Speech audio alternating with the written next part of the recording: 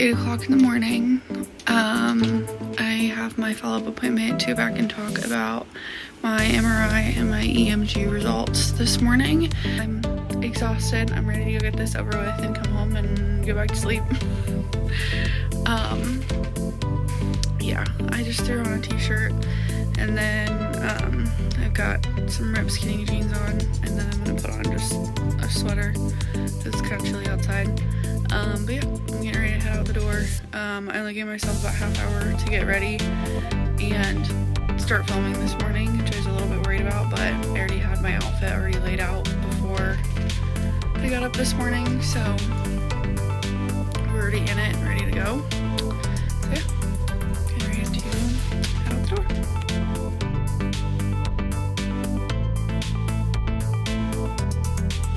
It is 9:25. I made it to my destination.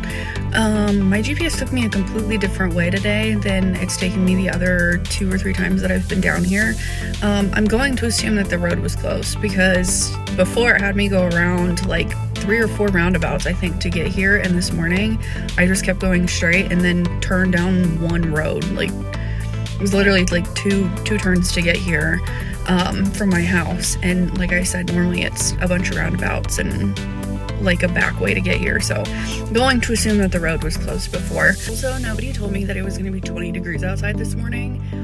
I've lived in Indiana my entire life, so I guess at this point I should probably be used to it.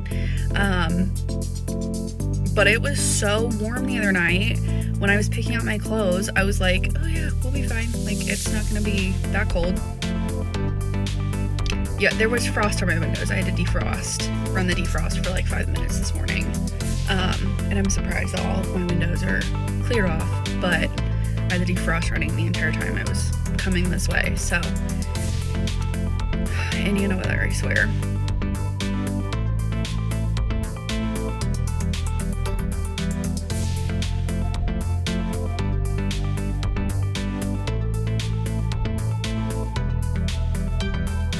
Alright, so I just pulled back into my parking spot behind my house. I am home now. A couple of things have happened since I filmed this morning. So I went in for my neurologist appointment, obviously, and I was expecting to hear back my EMG and my MRI results. And I guess what I was expecting was, here's your results, here's what's wrong, here's our plan of action. One, she said, why didn't you get blood work done yet? Or did you and I just don't have it back? And I said, no, I didn't know that you wanted blood work done. I've also never had a situation where the place that I'm going to that has my actual physician doesn't have a lab in the building. I know that's a thing, and I was like, I'm not, not making a fuss about it or anything like that, not saying that, but I've never had to go to like an outside place to get any work done.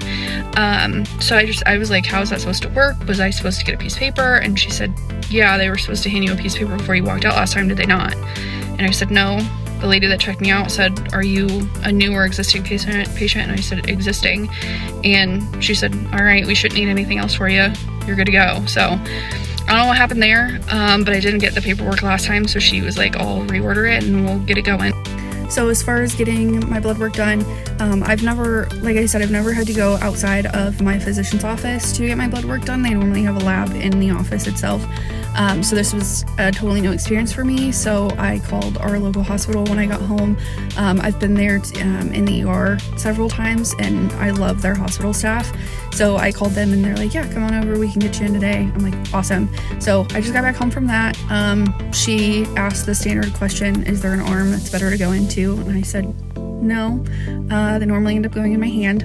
And I pulled my sleeve up, and you can kind of see it's still a little bit bruised from the MRI the other day when they put the contrast dye in. So she did end up going in my hand. I will say this much. Normally the band that they put around to do blood work, they leave it kind of like at the top of my arm still, where they normally would, to be able to do it in my, like, the crease of my elbow. She moved it down to my wrist this time, and I normally close my eyes and just kind of look away. I don't have a needle phobia, but I really don't like watching what's going on. I'm like, please just get it done over with. But she I was looking away and she was like, are you okay? And I said, yeah. Do you have a needle in my hand right now? And she said, yes. And I'm like, I can't feel it at all. And normally when they put it in my hand, it burns, and it normally like stings a lot more than it does if they do in the crease of my elbow. So I was like, I can't feel anything right now. And I was like, I've never had that happen before. I was like, this is wonderful. And she was like, really? Like, I'm surprised, like, you've never not had pain, like, when you get it done in your hand. I'm like, yeah, no, it normally burns and stings a lot worse than, like, the crease of my elbow, but it's normally, like, the only place they can get it to work. But yeah, this is great. So as far as the actual neurologist appointment went, and the results of my EMG and my MRI, she said that basically there is something abnormal about the place where my spine connects to my pelvis, and then there's also a disc that is like starting to slip out of place, but it's not completely out of place at this point. I do know a little bit about discs and stuff like that in your back.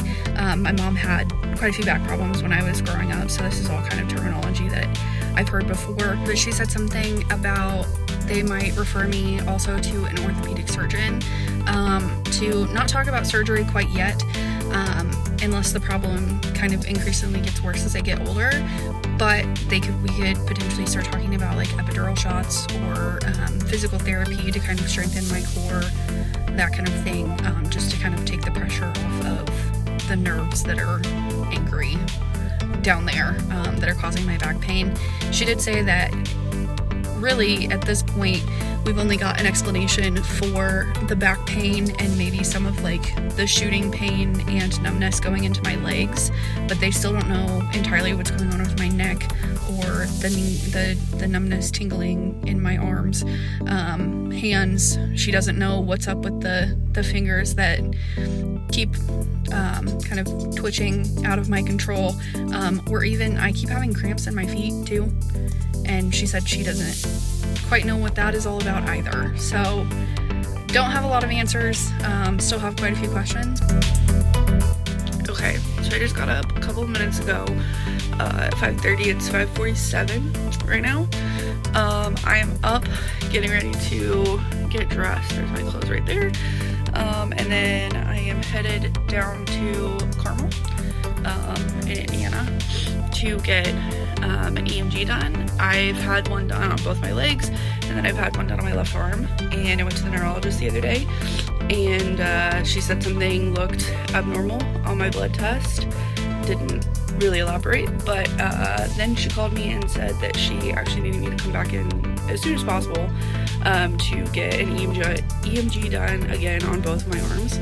I gotta be honest, not looking forward to this. So I was looking at like videos earlier, a couple days ago. I was gonna show some of my coworkers like the actual like process of what it looks like, just so that they would understand like where I'm going today before I go to work. But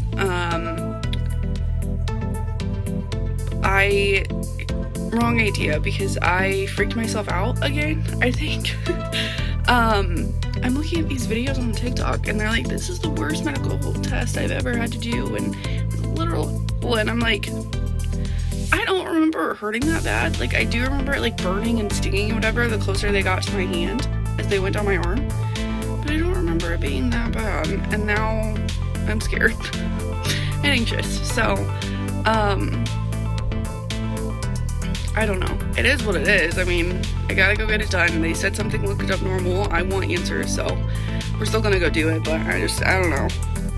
And I'm also kind of wondering, I'm like, both times I didn't have to go to work afterwards, and now I do, so that also makes me anxious. I don't know. If I feel really like that bad though, I do have full confidence that if I call my manager, she's gonna be like, go home. Like, stay home, like, don't come in here.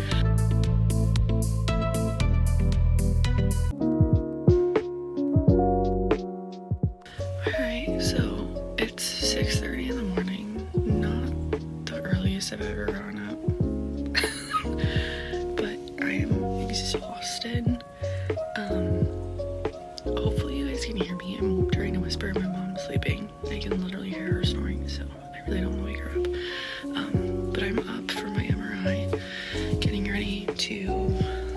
leave shortly. Still have pajamas on, so I'm gonna throw this shirt on and just wear leggings. I do have to work a full work day after, so drive down there, get it done, come back. So I have a dress that I'm gonna take with me. I've never worn this dress before, so hopefully it fits and it actually looks cute when I get to work. If it doesn't, it is what it is. So I don't know. But yeah, I'm gonna go ahead and put this on, a pair of socks, and I'm gonna wear my Crocs, and then probably get headed out pretty soon. Alright, so I made it out to the car this morning, so I can talk it, full volume.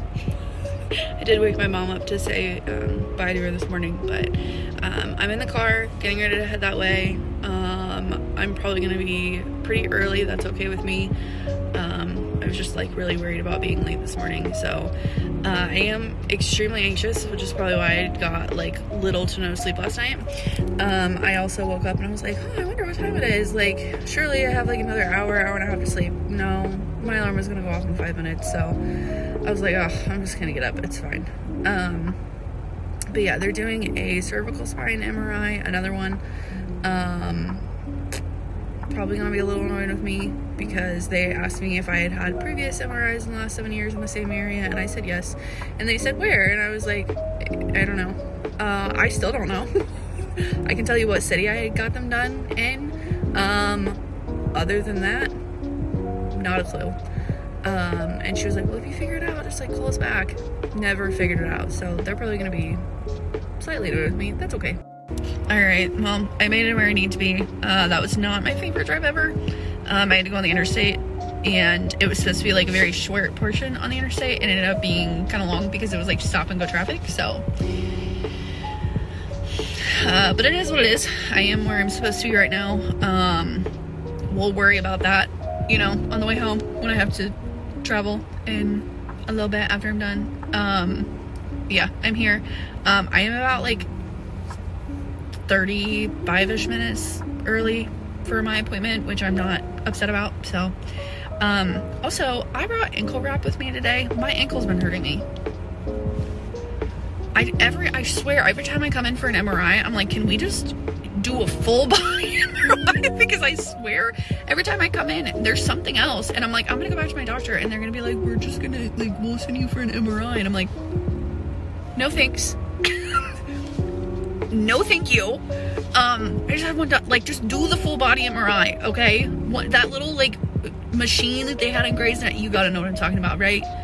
But they did a full body scan, everyone's super excited about it. You only see it once, and then all of a sudden it disappears. You never really see them using it in the ER again. Put me in one of those. Okay, first things first, I very much so dropped the ball on filming anything related to the MRIs or the EMGs after that last clip. It's been a little while since I filmed, so I'm gonna try my best to do a quick summary. In that last clip, just to address my ankle hurting, I did end up going to urgent care for that because it did start hurting worse and worse and more frequently. Turns out I have plantar fasciitis. So basically what was happening is while I was sleeping, I was extending my foot outward and kind of pushing it away from my face, the top of my head.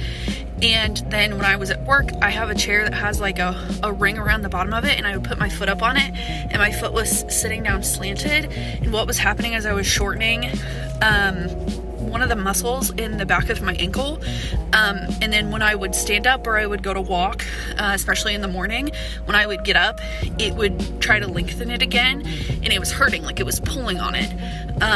Hopefully I'll find a good little graphic off of Google. You can also Google what plantar fasciitis is. So yeah, that's just to address that one, just before I forget that was in the last clip. Okay, so back to the MRI that I was in Fishers for that day. I did not finish that MRI, much to the disappointment of myself. I didn't end up finishing it, and that's probably why there's no clip after that. Just to kind of explain what happened. So I went in, sat in the waiting room. I said I was about 30 minutes early, so I probably sat there for about 25 to 30 minutes before they finally took me back into a room. I did have, I think think it was about an hour drive. I probably say in that first clip how long it took me to get down there.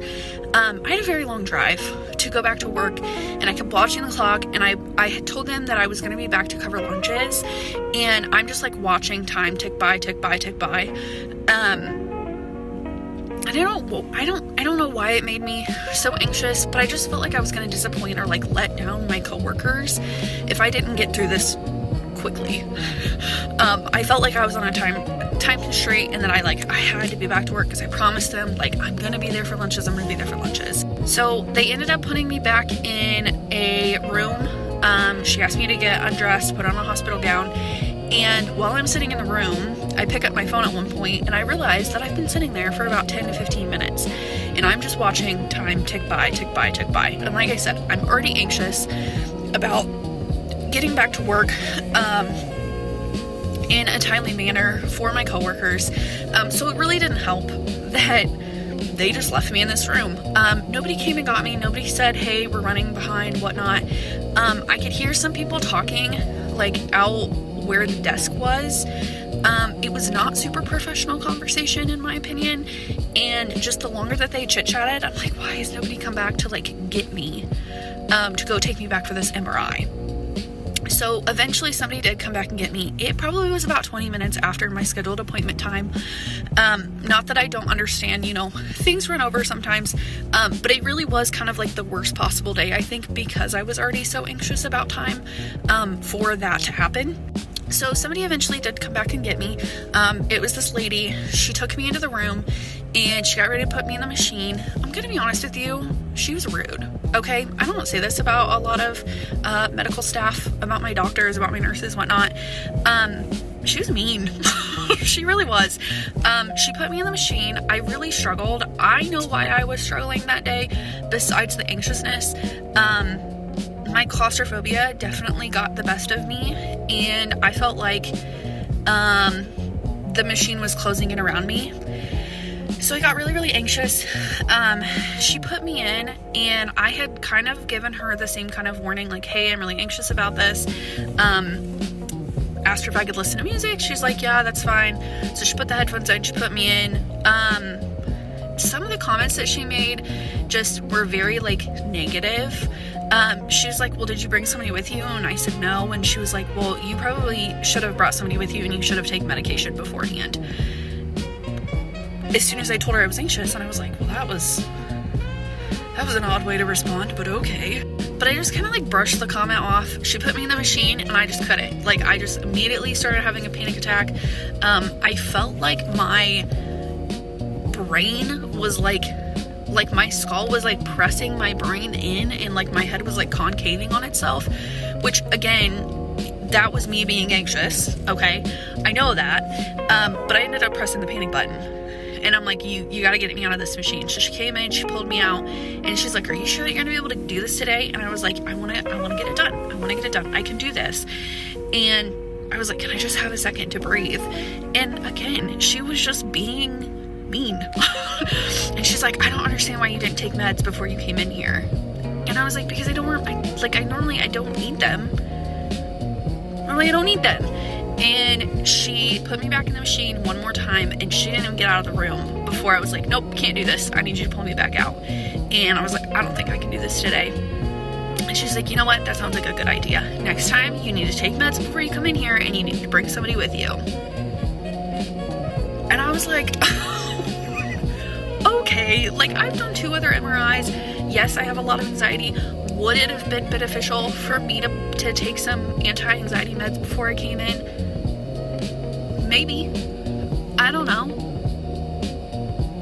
But like, she just wasn't empathetic. She wasn't understanding at all. I'm like, I've done this 2 other times, and I should have been able to get through this one. It was not a good experience.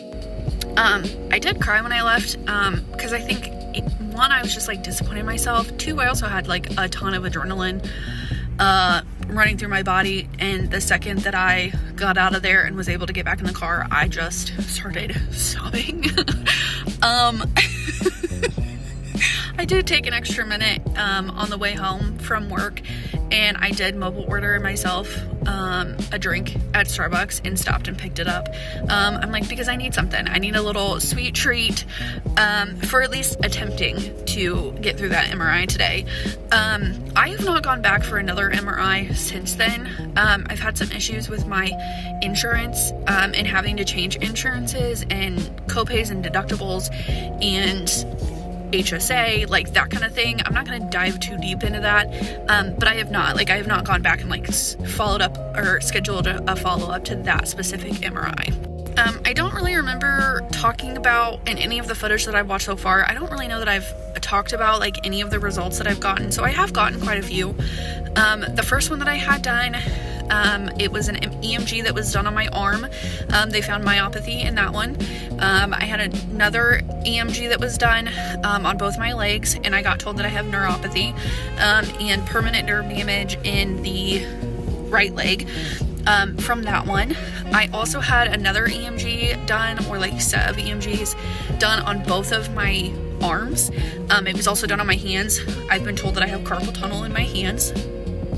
Does not surprise me because of the industries that I've worked in. It's pretty common for people to have carpal tunnel in their hands. I also sleep on my hands like this. I've gotten a lot better about not doing it, but I do like the little dinosaur hands when I sleep. So yeah, I have carpal tunnel on my hands. That's what the EMGs have found. Hopefully I will find some graphics just to kind of explain myopathy, neuropathy, and carpal tunnel, just give you like a short little explanation.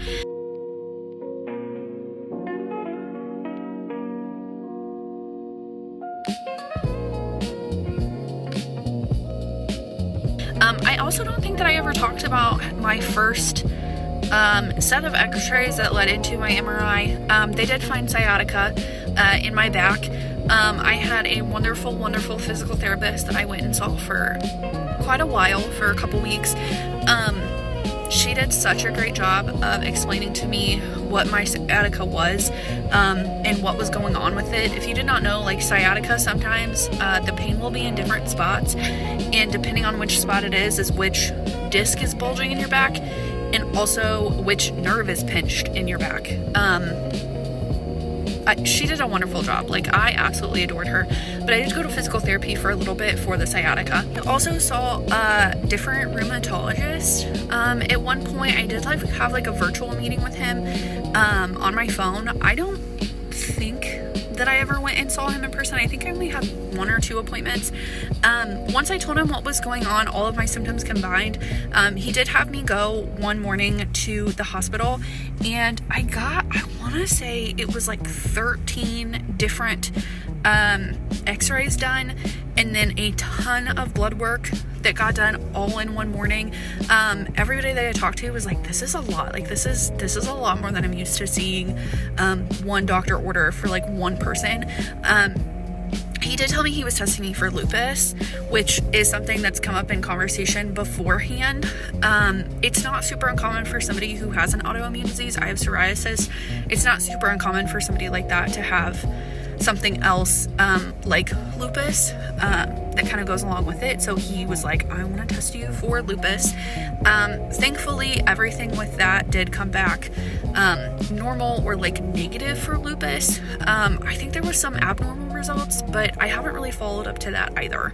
So at some point soon, I definitely need to get back on track, figure out exactly kind of what specialist that I need to go back and talk to, and get on a better game plan. It has been a little while since I've been to doctors in general.